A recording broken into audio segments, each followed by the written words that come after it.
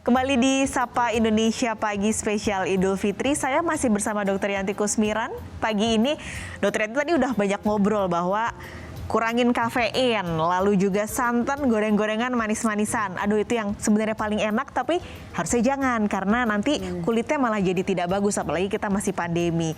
Nah dok, ini kalau ngomong pandemi nih, masker ini kan juga bikin acne mask ya dok ya sekarang istilahnya. Nah itu gimana dok? Apakah kita harus ada nutrisi yang ditambah karena pandemi ini, karena penggunaan masker ini dok? Ya, jadi selain nutrisi yang harus kita tambahin, misalnya buah-buahan, kemudian makanan-makanan yang harus semuanya segar supaya kandungan nutrisi dan vitaminnya itu masih utuh. Jadi saya sebaiknya ya, saya sangat ya tidak setuju dengan yang namanya kita pas waktu buka puasa kita makan makanan junk food gitu, kemudian makanan yang kaleng-kalengan gitu, karena itu merusak ya zat gizinya. Jadi sebaiknya makanan yang masih fresh kemudian kita olah dengan baik di rumah, itu jauh lebih manfaat gitu.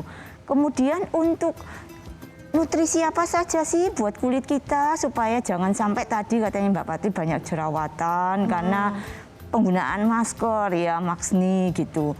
Ya, pertama memang maskernya harus sering diganti gitu. Sehari kita harus ganti masker 2 jam sampai 3 jam sekali harus kita ganti baru maskernya. Karena udara, bakteri semua ngumpul ya di dalam masker ini.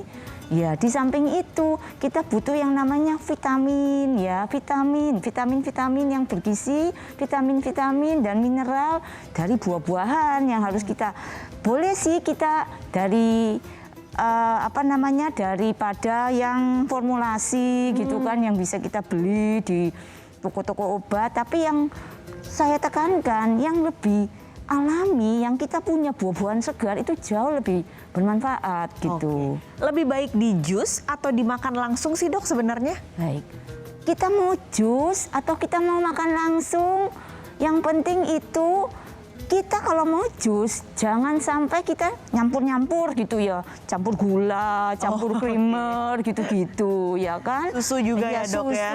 Nah ini bikin kadar daripada jusnya itu sudah tidak sehat gitu loh, karena kelebihan daripada glukosa itu kan.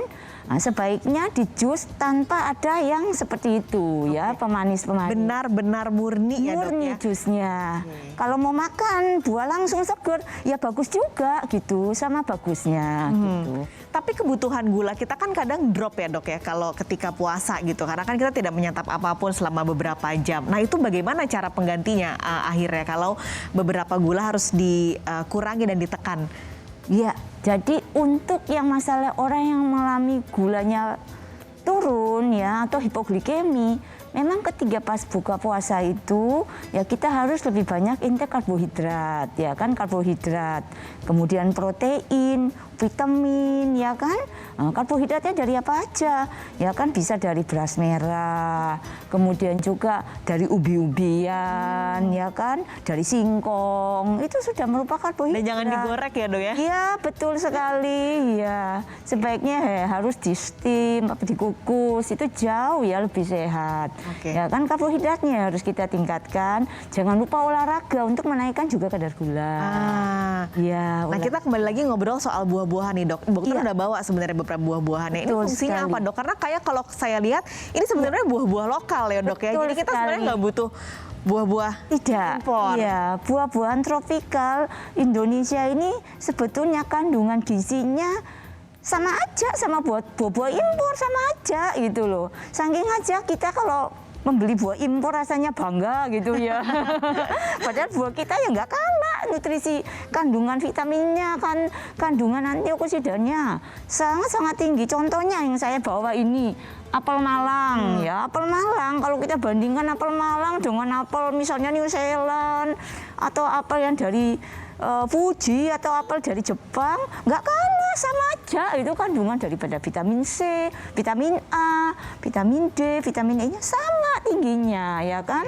Jadi nih apel seperti ini kita harus sering mengkonsumsi sehari, harus 3 kali untuk memenuhi nutrisi dari dalam tubuh dan imunitas. apa aja tuh 3 kali itu, contohnya 3 kali itu ketika kita berbuka puasa, setelah menutup harus kita makan buah apel. Ketika malam mau tidur juga kita harus diain. Kita bisa ganti pakai manggis gitu. Oke. Ketika kita sahur kita bisa tambah Pisang. betul itu. Jadi harus 3 kali gitu ya. Oke. Harus 3 kali, sama sayur juga sama. Kita harus mengkonsumsi juga 3 kali untuk menaikkan ya imunitas tubuh, kemudian juga untuk memenuhi nutrisi pada tubuh dan kulit kita. Jadi supaya kulit kita tetap kelihatan lebih glowing, lebih kencang, ya kan, lebih kelihatan lebih moist, tidak sampai namanya kulitnya jadi kering, bersisik gitu kan, apalagi bibir pecah-pecah karena memang kurang vitamin dan kurang air gitu. Oke. Kita kurang hydration gitu.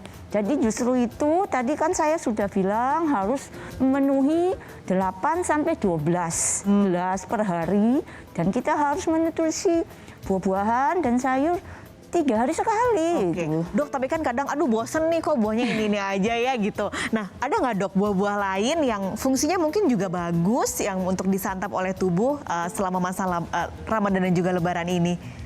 Banyak buah-buah yang bagus, ini contohnya buah delima, kita punya juga ada buah delima. Kemudian juga buah duku juga bagus ya kan. Kemudian juga jeruk Pontianak, jeruk Pacitan itu bagus gitu. Ya kan dan masih banyak lagi ya buah-buah yang ada di negeri kita gitu. Yang memang harus benar-benar kita mengkonsumsinya dengan baik ya dan terukur gitu supaya asupan tubuh kita ini jadi bugar, kemudian dia kulit kita jadi lebih glowing dan kemudian juga imunitas tubuh kita Tetap terjaga. di masa Dan kalau bisa kebiasaan itu nanti akan diteruskan ya dok ya, meskipun udah nggak puasa, seperti itu pola makannya untuk tetap menjaga kecantikan kulit. Betul. Jadi memang macam-macam ya, kadang itu ada para wanita lebih senang untuk perawatan yang canggih-canggih gitu ya, kelihatan ke klinik atau skincare yang mahal-mahal kan gitu. Tapi itu bagian dari luarnya. Intinya kamu harus memenuhi nutrisi ya, Dari dalam dari tubuh. dalam Oke, gitu loh. baik. Gitu. Contohnya ya, misalkan ada misalnya wanita yang suka minum alkohol atau merokok gitu. Tapi perawatannya kenceng gitu ya, perawatan di klinik kok kenceng sekali ya karena skincare-nya mahal-mahal. Tapi ketika lepas perawatan dan skincare, wajahnya jadi rusak lagi, kusam lagi gitu karena dari dalam itu tidak baik gitu Benar. loh. Jadi pada intinya jangan lupa asupan dari dalam tetap harus dijaga. Betul sekali. Dokter Yanti, terima kasih banyak sudah berbagi tips Sama-sama. pagi ini. Semoga akan semakin banyak wanita Indonesia yang kulitnya glowing tanpa harus bayar mahal ya dok ya. Betul sekali. Terima kasih Bapak Cia. Dokter Yanti. Sama-sama. Dan saudara, itu tadi perbincangan kita bagaimana menjaga tips supaya kulit tetap sehat dan glowing di masa Ramadan dan juga Lebaran.